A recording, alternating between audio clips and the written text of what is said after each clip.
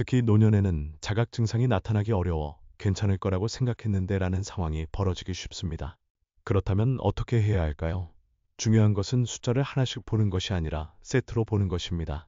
혈압이 정상이더라도 혈당이 높으면 위험합니다.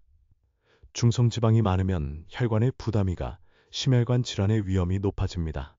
의사의 말을 빌리자면 70대부터는 평균이 아니라 종합 점수가 중요합니다. 나는 예전부터 튼튼하니까 괜찮아. 큰 병을 앓은 적이 없으니까 괜찮아라는 생각은 버리고 현재의 몸 상태와 마주하는 것이 수명을 늘리는 첫걸음입니다. 다음은 3위. 특정 상태가 노화를 급격하게 진행시키는 것입니다. 그 상태는 바로 고독입니다. 그렇게 많은 사람을 만나지 않아도 괜찮아. 혼자 있는 게 편하니까 라고 생각하고 계신가요? 하지만 사실 고독은 흡연이나 비만보다도 수명을 단축시킨다는 연구 결과가 있습니다. 미국의 한 대학 연구에서는 고독을 느끼는 노년층은 그렇지 않은 사람에 비해 사망률이 26%나 높다는 결과가 보고되었습니다. 왜 고독이 그렇게 몸에 나쁜 걸까요? 이유는 다음과 같습니다. 먼저 스트레스 호르몬이 증가합니다. 이로 인해 혈압이 오르고 면역력이 떨어집니다. 더욱이 수면의 질이 악화됩니다. 자도 피로가 풀리지 않고 뇌 기능도 둔해집니다. 결과적으로 의욕이 없어 외출하지 않게 되고 더욱 고독이 깊어져 악순환이 반복됩니다. 마음뿐만 아니라 몸의 노화까지 급격하게 진행되는 것입니다. 80대 남성 B씨의 이야기입니다. 아내를 잃고 매일 혼자 TV를 보며 지냈습니다. 전혀 외롭지 않다라고 말하면서도 어느새 다리가 약해지고 말수도 줄어들더니 결국 경미한 치매 진단을 받았습니다.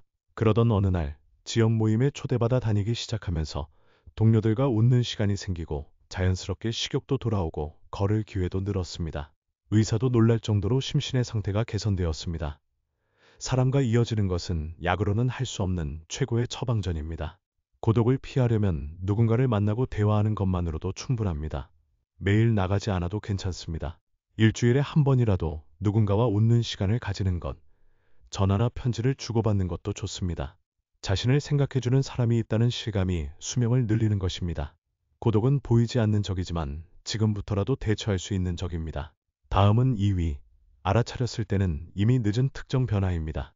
그 변화는 바로 목의 힘 저하입니다. 목의 힘이라니. 삼키는 데는 문제 없으니 괜찮아 라고 생각하는 분은 주의해야 합니다. 노년층의 생명을 앗아가는 숨겨진 원인. 그것은 바로 흡인성 폐렴입니다. 사실 일본에서 노년층 사망 원인으로 증가하고 있는 것이 바로 이 흡인성 폐렴입니다. 그 방아쇠 역할을 하는 것이 목 근육의 힘, 즉 연화력의 저하입니다. 이것이 폐렴의 원인이 됩니다. 기침을 하는 횟수가 늘었다. 먹으면 피곤해진다. 목소리가 갈라지는 경우가 있다. 이러한 변화는 목 근육이 약해지고 있다는 신호일지도 모릅니다. 78세 여성 C씨는 사례가 자주 들리는 것을 대수롭지 않게 여겼습니다. 그러나 감기를 계기로 흡인성 폐렴이 발병해 2주간 입원하게 되었습니다. 의사는 몇 년 전부터 징후가 있었을 겁니다. 본인은 좀 더 일찍 훈련을 시작했더라면 예방할 수 있었을 텐데라고 말했습니다. 그렇다면 어떻게 해야 목의 힘을 유지할 수 있을까요? 포인트는 두 가지입니다. 첫째는 꼭꼭 씹어 먹는 것입니다. 씹는 맛이 있는 것을 의식적으로 섭취함으로써 목과 혀의 근육이 자연스럽게 단련됩니다. 둘째는 소리를 내는 것입니다. 매일 조금이라도 소리를 내는 습관이 흡인성 폐렴의 위험을 크게 낮춰줍니다. 노래를 부르는 것도 좋고 누군가와 대화하는 것도 효과적입니다. 목의 쇠퇴는 의식해 본 적도 없었다라고 생각하는 분이야말로 지금이 기회입니다. 목 근육은 의식하면 되찾을 수 있습니다. 그러나 흡인성 폐렴이 되고 나서는 후회해도 소용없습니다. 마지막으로 대망의 1위. 깨닫기도 전에 몸과 마음을 좀먹는 습관은 바로 운동 부족입니다. 걸어야 하는 건 알고 있지만 날씨가 안 좋은 날은 어쩔 수 없고 매일 하는 건 무리고 나이도 있는데 힘들잖아 라고 생각하는 분이 사실은 매우 많습니다. 하지만 그 방심이 확실하게 수명을 단축시키고 있습니다. 단 10분. 그것만으로도 큰 차이가 있습니다.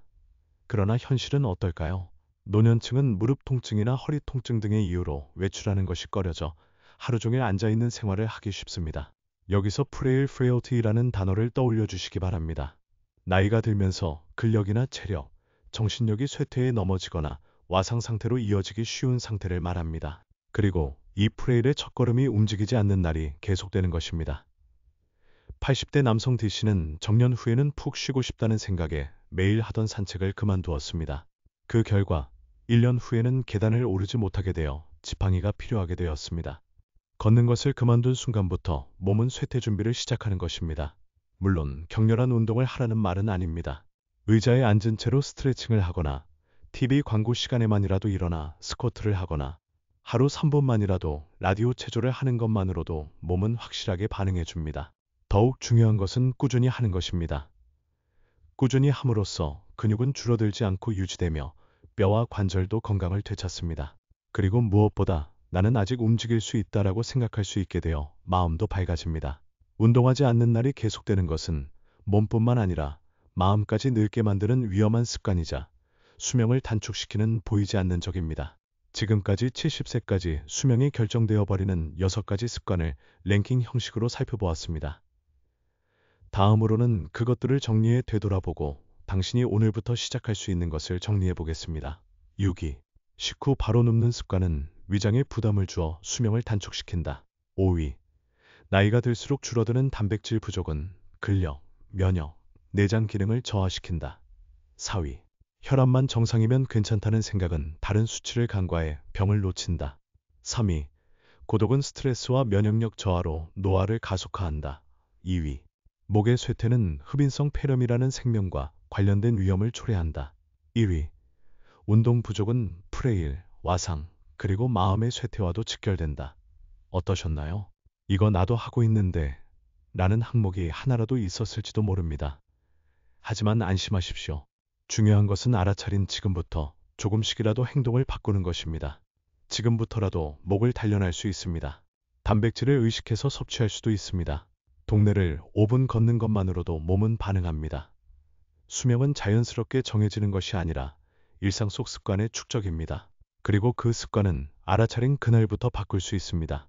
미래의 자신을 오늘의 자신이 지키는 것입니다. 당신의 미래를 바꾸는 것은 단 하나의 습관입니다. 나이가 들었으니 어쩔 수 없어. 이제 와서 바꿔도 늦었어 라고 생각했던 분이야말로 오늘 내용을 희망으로 바꾸어 주셨으면 합니다. 사람은 언제부터라도 변할 수 있습니다. 70세에도 80세에도 90세부터라도 말입니다. 몸은 당신이 소중히 여기면 제대로 반응해 줍니다. 마음도 당신이 움직이면 조금씩 밝아질 것입니다.